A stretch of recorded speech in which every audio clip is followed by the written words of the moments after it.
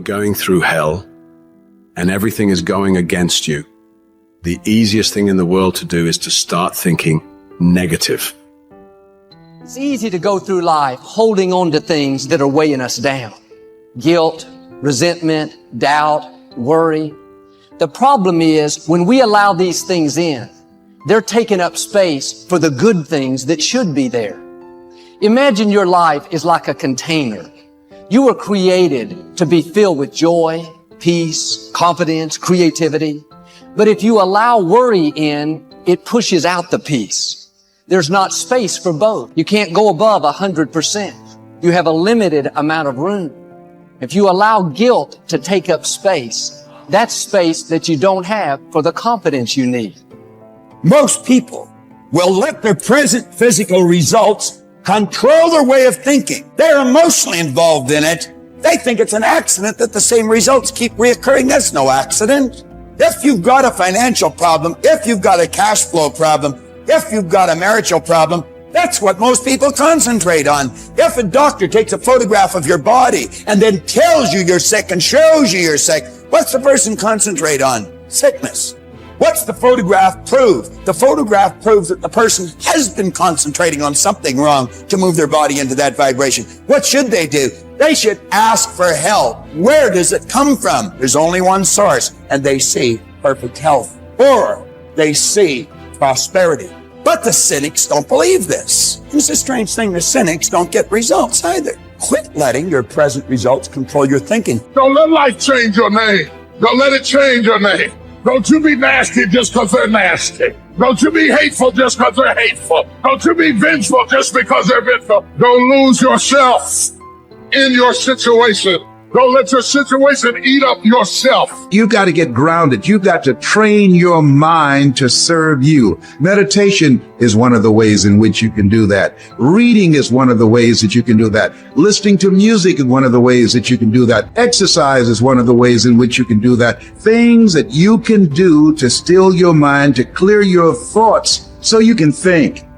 Change the way you see yourself and begin to tend to the personal details. If you trust yourself, if you believe and don't doubt in everything in you, you can do it. You can do it. When you say a situation, a person is hopeless, you're slamming the door in the face of God. There's no guarantee that because somebody is now down on their luck, they can never come back. Who can guarantee that you can't make, that you can't have your dream? All we need to do is we look at our dreams. As we get ready to hit the floor, I'm blessed and highly favored. Don't let circumstances turn you around. Don't let hard times turn you around. Whatever you're experiencing, you know that this too shall pass. That you have the ability to make it happen. Why? You got a sense of entitlement. I deserve this, and whatever I have to do, I'm willing to step up and to face life and grab it in a collar and say, give it up, because it's mine.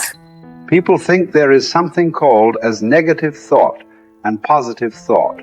They want to remove the negative thoughts and have only positive thoughts. For such people, I would ask them to just experiment for 10, 15 seconds. Let them forcefully remove one thought from their mind.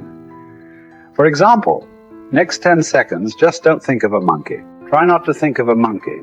For next 10 seconds, you will see you will be full of monkeys. So what I'm saying is, this is the nature of your mind, because in this mind, all the three pedals are throttle. There is no brake, there is no clutch. Whatever you touch, it will only go faster. In this kind of mind, people have been taught from moral teachers and religious teachers, do not think about bad things. Well, since then, it's been a full-time job. So there is no way you can handle the mind like this. This doesn't need any great enlightenment. If you spend 2 minutes with your eyes closed, you will realize you cannot do anything forcefully with this mind. So, I want to remove negative thoughts. Do not ever go in this direction, because what you want to remove will become your quality. Always you will be on it.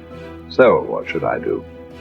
The thing is this, without understanding the fundamental mechanism of this mind, because our mind, human mind, is the most sophisticated computer on the planet.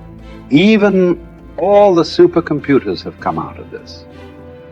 When this is the case, is it not important that we understand the mechanics of how it functions? One simplistic aspect of how it functions is there are no subtractions and divisions in our mind.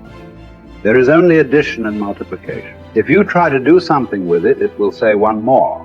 If you try hard, it will multiply into many more. In this mind, you don't try to identify what is positive, what is negative, and try to remove it. First of all, one needs to understand this mind of yours. This body of yours is supposed to serve you. The life that you are is important. Body and mind are vehicles that must serve us. If you sit in a vehicle, it must go where you want to go. If it goes to its own destination, what is the point of such a vehicle? It's just a nuisance. Right now, most human beings are, unfortunately, experiencing this fantastic possibility of human mind as a nuisance, as a troublesome thing. Well, this is the most beautiful thing you have. There is something called as you which exists. This is not a composite of all your thoughts and emotions and physiological processes. Beyond that, there is you. If you close your eyes, even if you cannot see anything, you're still there. It is through the window of your eyes that you are looking out.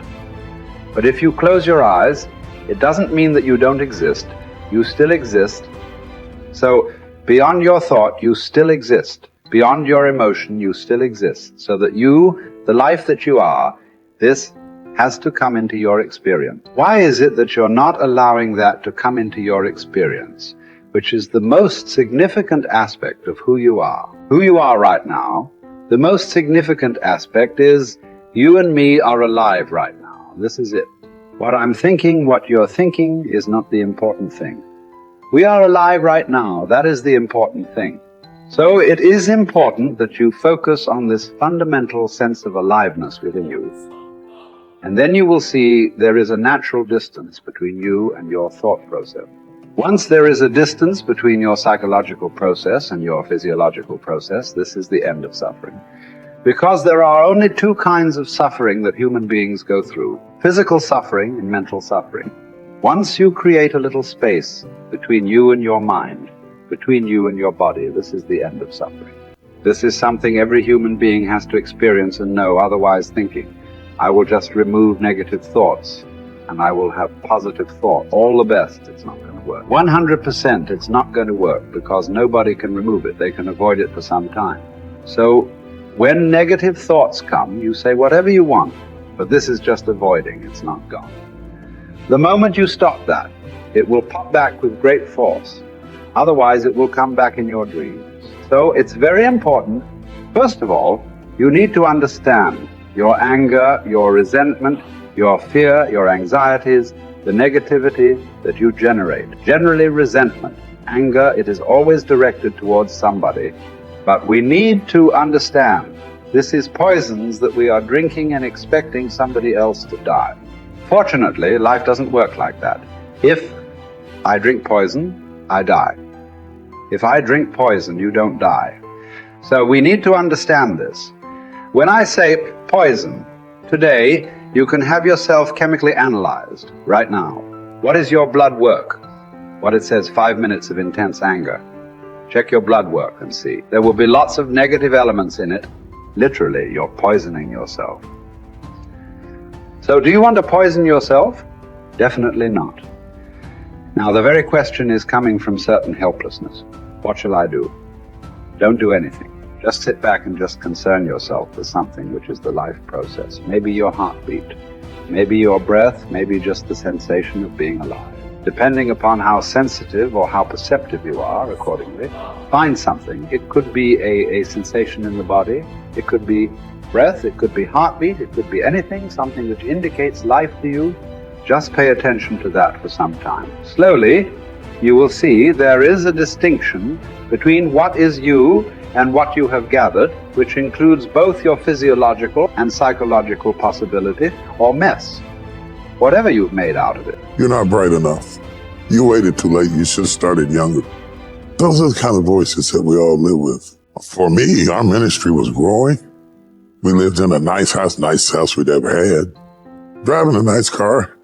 Living from paycheck to paycheck, but making it every night. I lay down at night, I hear the voices. Those voices are the kind of voices that stop you from buying into your own life. Stop you from enjoying the good times and believing that they will last. The anxiety and the pressure and the strength that it took to get from where you were to where you are doesn't go away, so you don't really believe it's yours. You're driving it, but you don't really believe it's yours. And you're scared to relax and really rest in whatever it is or whoever it is. And the enemy always has some sort of tool or memory or situation that he uses to terrify you, even though the good times are here and the dream is there, the blessing is there, and the goodness is there. But there's always this haunting, nagging defiance that says, don't you relax. You're not worth it. You don't deserve it. And it's not going to last. Resting in what God has done is often more difficult than receiving what God has done. To rest in it, to believe that it will last, to believe that you will last, that love will last, that life will last, that good times will come, that things will be better, is difficult because of the voices. And you are what you eat, and the voices are the food that feeds your faith or fear. You see those voices that say what you can't do, what you can't have, what you can't be, what's not going to last, what's not going to work, is how the enemy pulverizes the promises of God in your life. And it takes word to combat word. That's why when Jesus was in the wilderness and Satan was throwing word at him, he was throwing word back.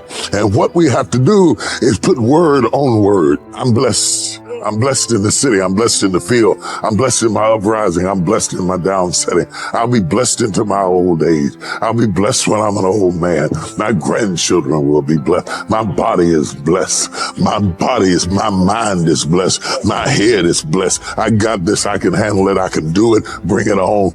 Here it is. That kind of talk, saying that to yourself, drives back the other voices of negativity that we all have creep up behind us and tell us that we're not capable and we're not competent and we're not gifted enough and we're not good enough or we waited too late or God is punishing us.